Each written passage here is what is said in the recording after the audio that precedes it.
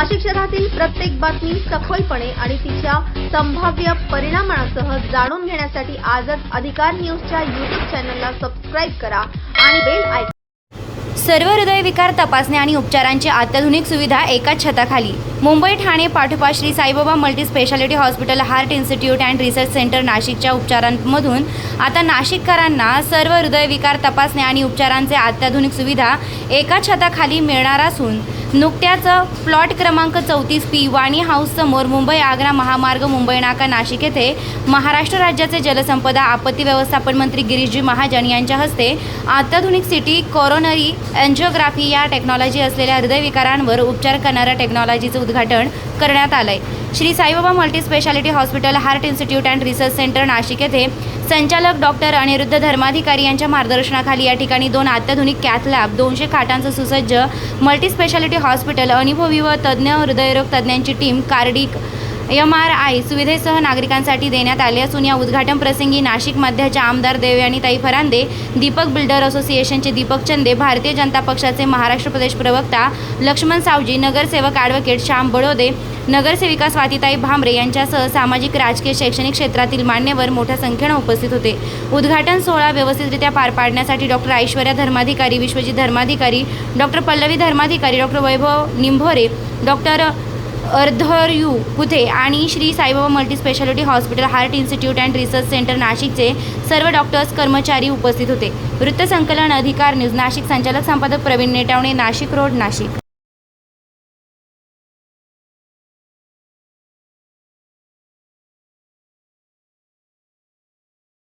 माता की आज 9 ऑगस्ट क्रांती दिन आहे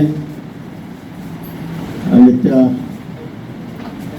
अतिशय चांगल्या दिवशी आपण हॉस्पिटलचं तिथे जे अद्ययावत सेवा आपण ठेवून देणार आहोत. आता नवीन तंत्रज्ञान विकसित होत आहे आणि त्याचं उद्घाटन, त्याची सुरुवात आपण ज्या दिवशी करत आहोत त्या निमित्ताने मंचावर उपस्थित सर्व मान्यवर, माझ्यासमोर बसलेले सर्व मान्यवर, नगरसेवक अनेक आहेत, महापौर आहेत, आमदार आहेत, सगळे पदाधिकारी आहेत, उपस्थित सर्व बंधू आणि भगिनींना मला भाषण लिहून दिलेलं आहे आणि भाषणाला जातो त्यावेळेला आमचे PA होईल ते आम्हाला भाषण लिहून देतात. ते थोडं मी वाचून दाखवतो, कठीण आहे थोडं सांगायला. तर त्यांनी म्हटलं तपश्चर्या, साधना या गोष्टी केवळ पुस्तकी अथवा शब्दजंजाळ नाही. तर साधना नाव आल्यावर म्हटलं खरं आहे ते. साधना माझ्या बायकोचं नाव आहे, बाकी फक्त शब्दजंजाळ नाही आहे. समर्पित सेवेतून सार्थकतेचा हा प्रवास. आपल्याकडे सुश्रुत ऋषी यांचा वारसा आहे. महर्षी सुश्रुत हे शल्य विशारद होते, म्हणजे सर्जन होते. धन्वंतरी आपल्याला माहीत आहे, त्यांना आयुर्वेदाचे जनक मानले जाते. महर्षी म्हटलं की त्यांचा ठरलेला सेटअप आपल्या डोळ्यासमोर येतो. वाटलेल्या जटा, रुंद कपाळ, पिळदार मिशा, त्यांना शोभणारी दाढी, गळ्यात रुद्राक्षाच्या माळा, साहजिकच झालं. आणि हे झालं प्राचीन. परंतु आजच्या आधुनिक जगात एखाद्या डॉक्टरांनी, त्यातही हृदयरोग तज्ज्ञ जर अशा रूपात दिसत असेल, त्यांना काय म्हणायचं? आधुनिक ऋषी अथवा डॉक्टर योगी. डॉक्टर मला सुरुवातीला ज्या वेळेला भेटायला आले त्यावेळेला मला म्हटलं हे डॉक्टर धर्माधिकारी आहेत का? काही वर्षापूर्वीचा अनुभव सांगतो मी माझा. मी थोडंसं विचारलं, म्हटलं डॉक्टर हे स्वतःच आहेत? हो, स्वतः डॉक्टर आहेत. एकदम हातात रुद्राक्षाच्या माळा, घरात रुद्राक्षाच्या माळा, दाढी एवढी वाढलेली, जटा वाढलेल्या. नक्की डॉक्टर आहेत? पण हो, हे डॉक्टर आहेत. आणि मग तेव्हापासून मी पण विश्वास ठेवला की हे डॉक्टर आहेत. पण खरंच सांगतो की अनेक विक्रम त्यांनी केलेत. आता सांगितलं 24 तासामध्ये 47 49 47 हे रेकॉर्डच आहे. ते इतक्या शस्त्रक्रिया ते करतात. दीपक चांदेनी मला सांगितलं की किती एका महिन्यामध्ये 600 एन्जिओप्लास्टी. आपल्याकडे ओपन सर्जरी होते, आपल्याकडे ओपन सर्जरी होतात. मतलब दिल का मामला है, कुछ भी हो ये संभाल लेते हैं, दिल के डॉक्टर है. आणि म्हणून असे अनेक विक्रम त्यांनी केले. म्हणजे खरं नाशिककरांना आपल्यासाठी अभिमानाची बाब आहे की 200 बेडचं हॉस्पिटल आणि त्यामध्ये डॉक्टरांचे एवढे विक्रम आणि एकाच छताखाली एका रूममध्ये सगळ्या सोयी या ठिकाणी आहेत, सगळ्या सोयी आहेत. आता मला खरं या गोष्टीची कल्पना आहे, कारण मी या खात्याचा 7 वर्ष मंत्री होतो. मेडिकल एज्युकेशनला मी 7 वर्ष 14 ते 19 नंतरच्या काळामध्ये मी जवळपास 7 वर्ष या खात्याचा मंत्री होतो. त्यामुळे मला माहीत आहे हॉस्पिटल चालवणं खाजगी हॉस्पिटलनं किती कठीण आहे, किती सर्कस आहे. हॉस्पिटल अनेक लोक चालवतात, असातलाही भाग नाही, पण ते अतिशय चांगल्या पद्धतीने चालवणं. प्रत्येक येणारा रुग्ण आहे, पेशंट जो आहे त्याला खुश करणं, त्याला बिल घेताना सुद्धा बरं वाटलं पाहिजे. अन्यथा मग बिल देताना खूप मोठं जाणारे लोक मी बघितलेले आहेत. आणि आमचं कामच आहे, एकदा पेशंटचे उपचार झाले बिलाच्या वेळेला आमची आठवण येते. शेवटी 1-2 दिवस आमच्याकडे रुग्ण येतात, भाऊ बिल मोठं होईल, असं ऑपरेशन झालेलं आहे, अशी सर्जरी झालेली आहे, तर आधीच सांगा. म्हटलं आधी सांगितलं तर डॉक्टर 5-50 रुपये 1000 रुपये वाढून सांगते, तुला बिल सांगितलं आम्हाला सांग. मग तिकडून जर सांगितलं 2 लाख रुपये तर मग आम्ही सांगतो बाबा 5-50 कमी करा, 1.5 घ्या. पण डॉक्टर जर आम्ही आधीच सांगितलं तर मग ते सांगतात 2.5 लाख रुपये, आणि मग आम्ही सांगतो कमी करा, मग ते 50 कमी करतो. म्हणजे त्यांना पाहिजे तेवढंच घेतात. पण डॉक्टरांकडे तसं नाही. अतिशय म्हणजे सेवाभाव जोपासून, नुसतं पैसे कमवणं. आता त्यांना हातखंडा आहे, ते खूप तज्ज्ञ आहेत, त्यांच्या हाताला यशही आहे, पण तो नुसतं पैसा कमवणंच नाही. पैसा तर खूप कमवतात, खूप कमवतील, ते खूप कमवतील. तर मुलगाही डॉक्टर, आमची कन्याही डॉक्टर आहे, त्यामुळे तिथे काही वाढवा त्या ठिकाणी नाही आहे. वहिनी त्यांच्यासोबत आहेत. पण त्या श्री साईबाबा मल्टी स्पेशालिटी हॉस्पिटलच्या उद्घाटन सोहळा, हॉस्पिटलच्या अत्याधुनिक सेवांच्या उद्घाटन सोहळ्याच्या निमित्ताने व्यासपीठावरती आपल्यामध्ये उपस्थित असलेले आपलं नाव घ्यायला पाहिजे कुंभमंत्री आणि ह्या ठिकाणी उपस्थित सर्व सन्माननीय, आज ह्या ठिकाणी भाऊंच्या हस्ते ह्या सगळ्या अत्याधुनिक मशिनरीजचं उद्घाटन साईबाबा इन्स्टिट्यूटमध्ये होत आहे. ह्याचा मला मनापासून आनंद होत आहे. अनिरुद्ध धर्माधिकारी आणि पल्लवी ताई आमची मैत्रीण आहे, आणि आज ह्या अत्याधुनिक सेवांचं उद्घाटन सोहळा आपण इथं करत आहात माननीय मंत्री गिरीश महाजन साहेब यांच्या हस्ते. जरी आज ते जलसंपदा मंत्री किंवा कुंभमंत्री असतील किंवा त्यांच्यावरती अजून इतर काही जबाबदाऱ्या असतील, परंतु सर्वात महत्त्वाचं काम त्यांचं महाराष्ट्रामध्ये जर ते आज जर फेमस असतील तर ते आपत्ती व्यवस्थापन तर आहेच, परंतु महत्त्वाच्या सेवा म्हणजे त्यांची ही ह्याच वैद्यकीय सेवेमध्ये आहे. सर्व डॉक्टरांना सोबत घेऊन महाराष्ट्रभर सर्वात मोठे आरोग्य शिबिर भरून आणण्यामध्ये गिरीश भाऊंचा खूप मोठा हातखंडा आहे. मागच्या वर्षी ह्या हॉस्पिटलचं उद्घाटन राज्याचे लाडके मुख्यमंत्री देवेंद्र भाऊंच्या हस्ते झालं, आणि डॉक्टर धर्माधिकाऱ्यांनी सांगितलं की गिरीश भाऊंचा ज्याला हात लागतो त्यांचा हात सुवर्ण स्पर्श आहे. आज त्यांनी मला पण हात लावला, त्यामुळे पुढच्या कालावधीमध्ये माझं देखील कल्याण होणार आहे. हिंगोरी गेली, तिला ऑलरेडी तुमचा पदस्पर्श जायचा झालेला आहे. त्यामुळे मी डॉक्टर धर्माधिकारी आज ह्या ठिकाणी विविध सुविधा या ठिकाणी उपलब्ध केलेल्या आहेत. भाऊ त्यांच्या भाषणातून बोलतीलच. सिटी करोनरी एन्जिओग्राफी, मी सावजींना म्हटलं की तुम्हाला आणि मला आधी करून घेण्याची आवश्यकता आहे. आयव्हॉस आणि FFR एन्जिओप्लास्टी आहे. भाऊ ह्या रुग्णालयामध्ये जवळपास 200 खाटा आहेत, आणि या 200 खाटांच्या माध्यमातून 200 खाटांचं रुग्णालय नाशिकमध्ये चालवणं ही काही सोपी गोष्ट नाही. आणि मध्यंतरी माझ्या सासूबाई या हॉस्पिटलमध्ये ऍडमिट होत्या, मी या ठिकाणी येऊन गेले. डॉक्टर साहेब या ठिकाणी या हॉस्पिटलचा भार सांभाळत असताना अजून विस्तारत असलेल्या कक्षांमध्ये मी त्यांना जाऊन भेटले, तेव्हा लक्षात आलं की 200 खाटांचं रुग्णालय नाशिकमध्ये सांभाळणं ही खूप तारेवरची असते. मुंबईमध्ये ते सांभाळणं ही खूप तशी त्या ठिकाणी त्याच्या अलाइड ज्या सगळ्या सुविधा आहे किंवा जी ह्युमन रिसोर्सेस ज्या आहेत ह्या पटकन मुंबईमध्ये अवेलेबल होऊन जातात, परंतु आता नाशिकच्या रुग्णांना, उत्तर महाराष्ट्रातील रुग्णांना या सगळ्याच सेवा एका छताखाली मिळण्यासाठी आज जे काही काम अनिरुद्ध धर्माधिकारी या ठिकाणी करत आहेत, पल्लवीताई करत आहे आणि त्यांचा चिरंजीव म्हणजे तोही मला खूप, भाऊ मला म्हटलं की हा खूप चांगला सोशल वाटतोय आणि खूप टॉकेटिव्ह वाटला, अजून तो MBBS करत आहे, तुला देखील मी मनापासून शुभेच्छा देते. ऐश्वर्या पण या ठिकाणी उपस्थित आहे, ती देखील खूप मोठी डॉक्टर ऐश्वर्या धर्माधिकारी इथं उपस्थित आहेत. श्री विश्वजित ह्या ठिकाणी उपस्थित आहे, तोही लवकरच डॉक्टर होईल. डॉक्टर कुठे आहेत, मी मनापासून आपल्याला शुभेच्छा देते. आणि भाऊंच्या उपस्थितीमध्ये आज ह्या ठिकाणचा नवीन सगळ्या मशिनरीजचं लोकार्पण होत आहे. निश्चितच ह्याचा उपयोग उत्तर महाराष्ट्रातील सर्व रुग्णांना मोठ्या प्रमाणामध्ये होईल आणि नाशिककरांसाठी एक नवीन सोय आपण उपलब्ध करून देत आहात, त्याबद्दल मनापासून मी आपले आभार मानते, आपलं अभिनंदन करते. आणि ह्या ठिकाणी माझे बंधू दीपक चंदे देखील व्यासपीठावरती आहे, मी सगळ्यांचं मनापासून अभिनंदन करते, स्वागत करते आणि थांबते. जय हिंद, जय महाराष्ट्र. बरोबर असावे. मी श्रीयुत अजित शेख येवल्याचे यांना विनंती करते, त्यांनी एक कविता वाचून दाखवणार आहे.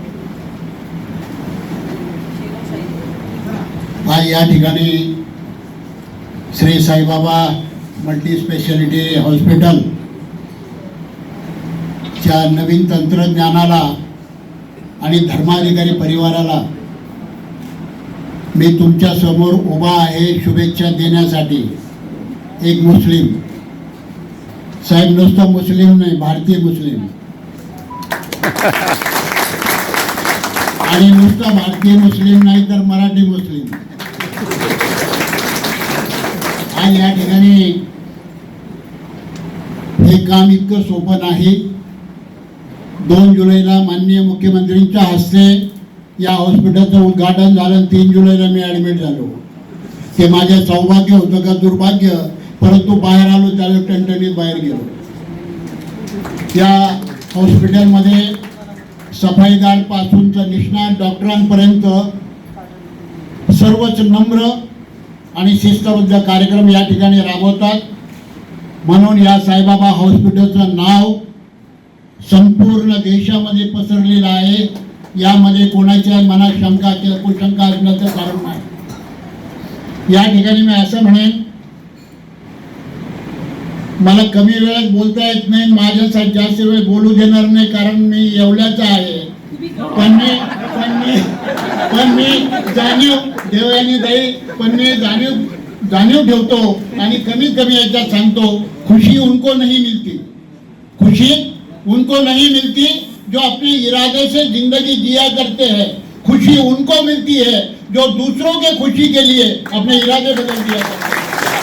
असे आमचे धर्माधिकारी साहेब, वाणी साहेब, सर्वच या ठिकाणी या तंत्रज्ञानाबद्दल एक काही ओळी आहेत त्या मी सांगेल, परंतु तुम्हा सर्वांना मी एक शुभेच्छा देतो आणि तुम्हाला या ठिकाणी अशा शुभेच्छा देतो कि गुल ने गुलशन से गुलफाम भेजा है, सितारों ने गगन से सलाम भेजा है.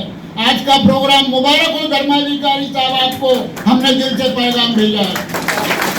या ठिकाणी विज्ञान आणि आरोग्याचा संगम, विज्ञान आणि तंत्रज्ञानाची झाली आहे नवी पहाट. आता आरोग्य सुधारण्याची सुकर झाली आहे वाट. प्रगत तंत्रज्ञानाने सज्ज हे हॉस्पिटल खास मानवतेच्या सेवेसाठी देईल आरोग्याचा नवा श्वास. प्रगत तंत्रज्ञान आणि विश्वास, मशीनच्या अचूकतेने आणि डॉक्टरच्या निपुणतेने दुःखाचा अंधार दूर होईल.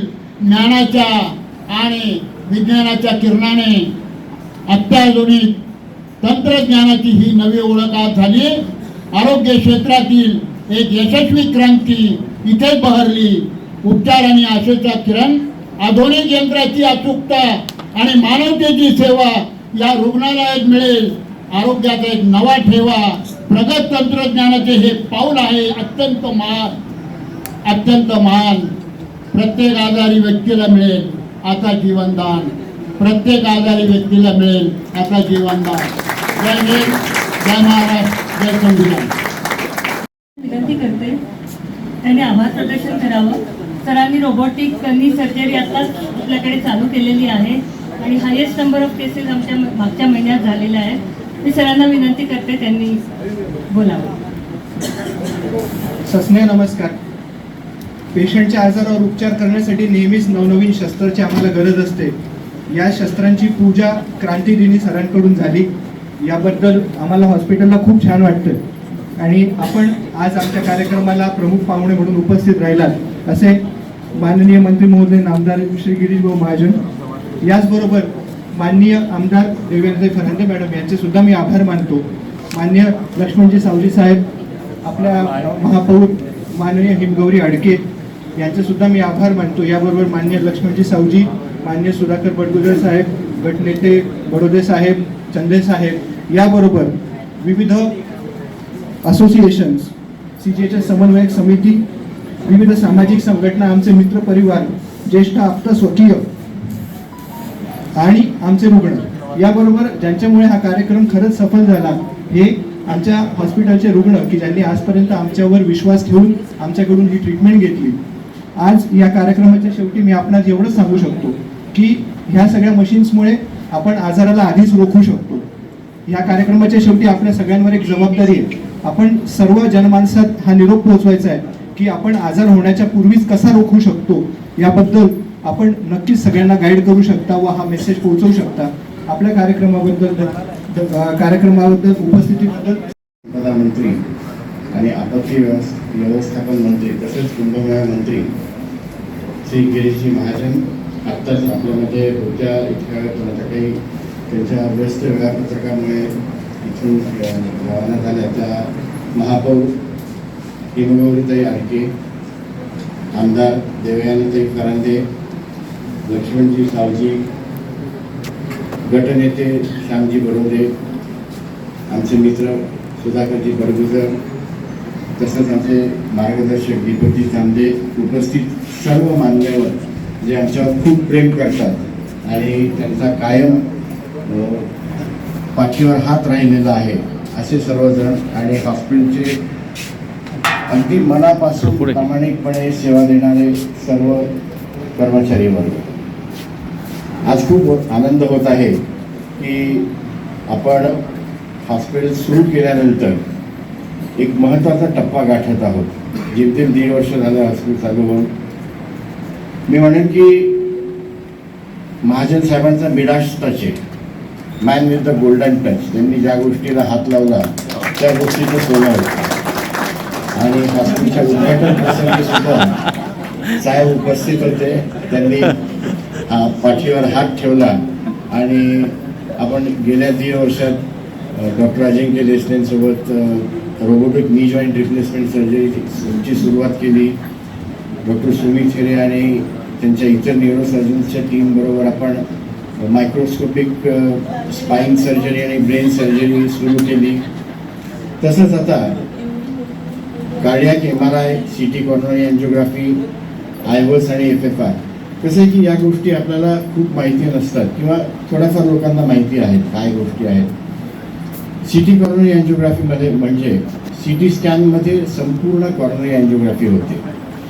बऱ्याच वेळा कॅथेटर एन्जिओग्राफी जी कॅथलॅबमध्ये केली जाते त्याची लोकांच्या मनामध्ये भीती असते की ते नळ्या मनगटातून किंवा मांडीतून घालतात आणि ते दुखतात, मग त्रास होतो.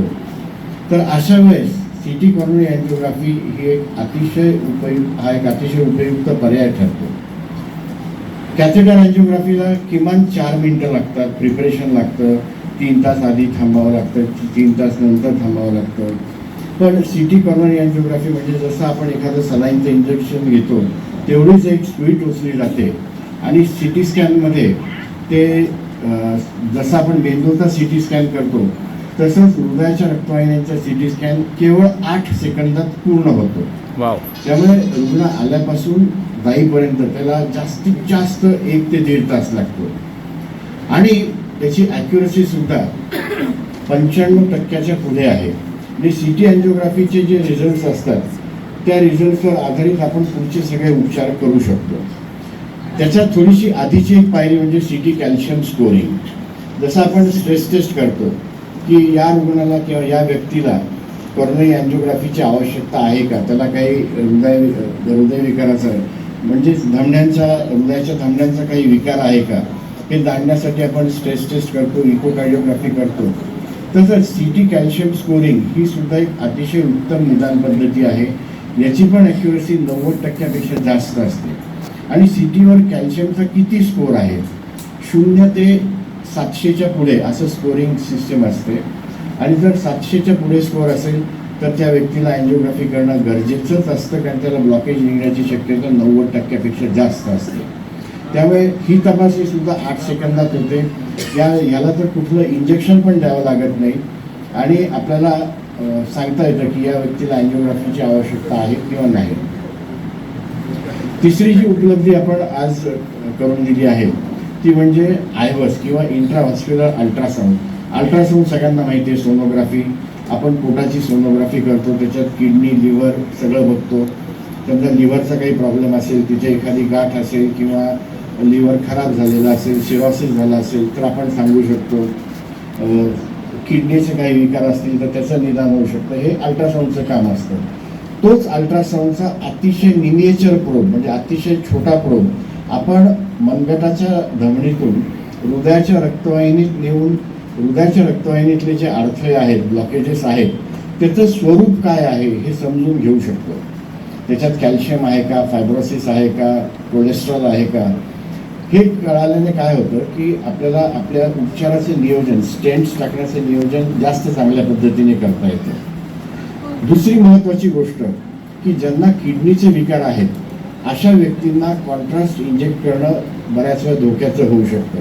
की अँजिओग्राफी, कॅथेटर अँजिओग्राफी करताना किमान 40-50 ml कॉन्ट्रास्ट लागतो आणि त्याचा किडनीवर ताण पडतो, हृदयावर ताण पडतो, किडनी फेल होऊ शकते किंवा फार क्वचित असं होतं किंवा हृदयाचं